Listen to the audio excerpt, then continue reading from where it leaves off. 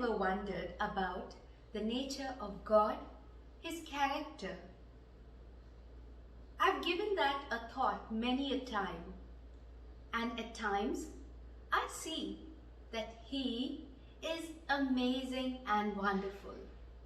I'll tell you how. He created the world, and we know the entire story of creation. He made the sun, the moon, the stars.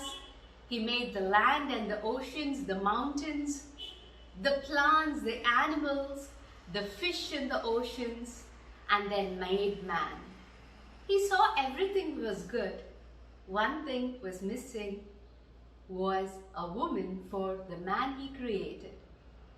So He created woman too, and then He took rest. So the nature of God here, as we see, is the Creator. When I talk about God being compassionate, I really mean it.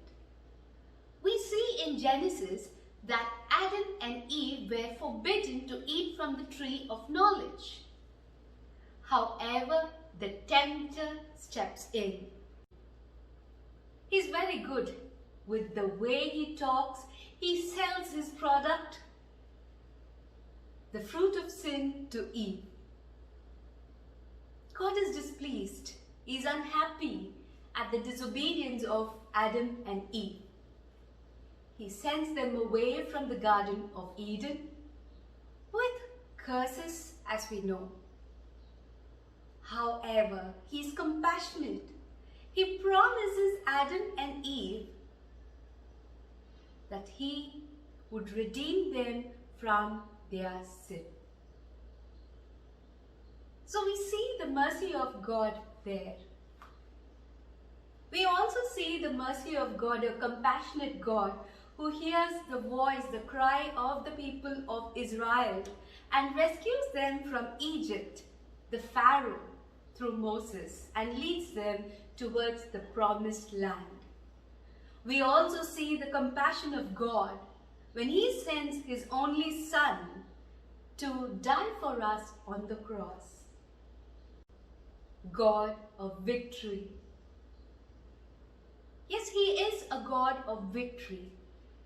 As we have seen in the Old Testament, many a war, and maybe with just a few hundred soldiers, we have seen the history of Israel winning wars.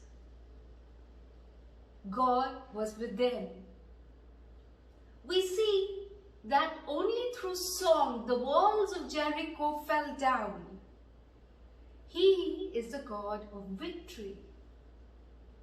With a sling and a rock, David was able to defeat Goliath. He is the God of victory. What more can I say? God sent His only Son, Jesus Christ, to get the last and final victory. The victory over death and sin. The victory that we celebrate in the name of resurrection. Let me remind you about the story of Samson. Isn't it great? Isn't it wonderful? He gave Samson to the people of Israel in order to save them and deliver them from bondage. Samson had his own struggles there. However, his strength was given to him by God with just one condition. A condition that failed and resulted in Samson becoming blind. However, God was compassionate again.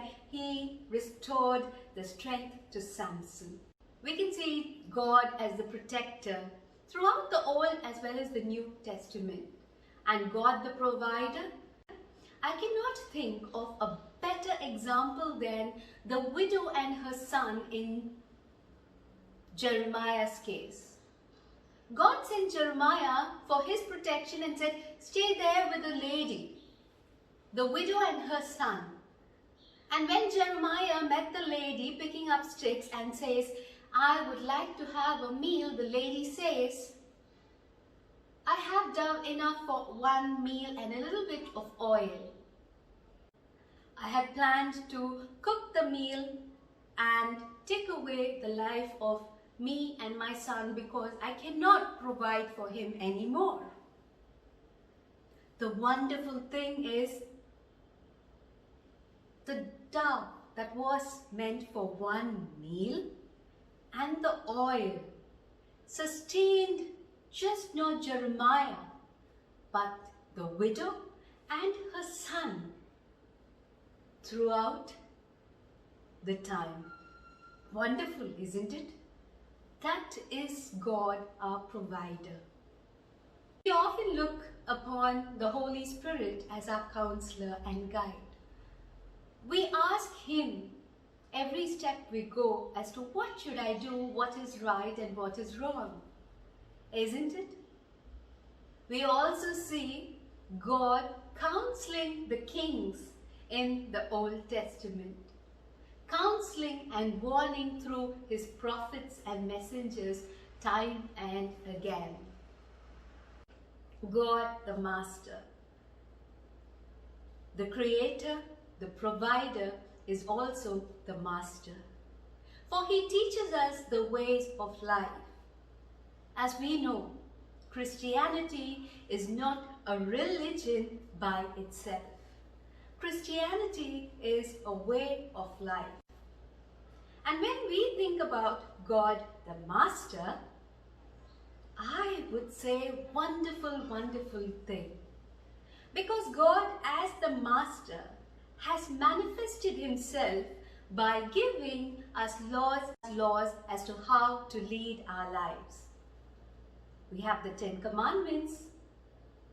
He is the Master and Teacher when He comes in the form of Jesus Christ.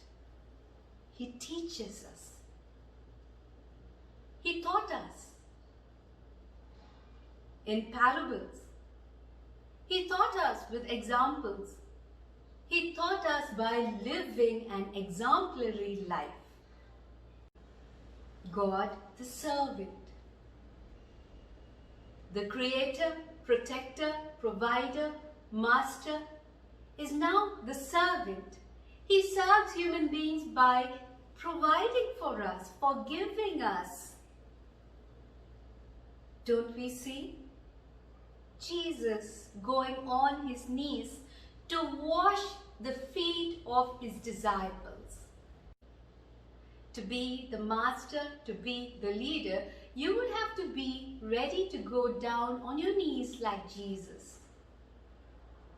To serve, not to be served.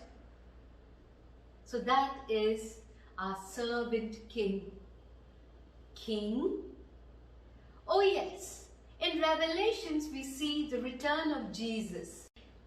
In Revelations we see the authority of Jesus. He who has been given authority over heaven and earth. The only one who has been given authority over heaven and earth.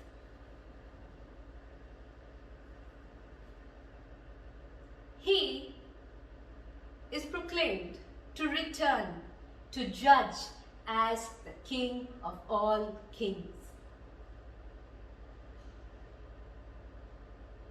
He is the lawgiver and He is the judge.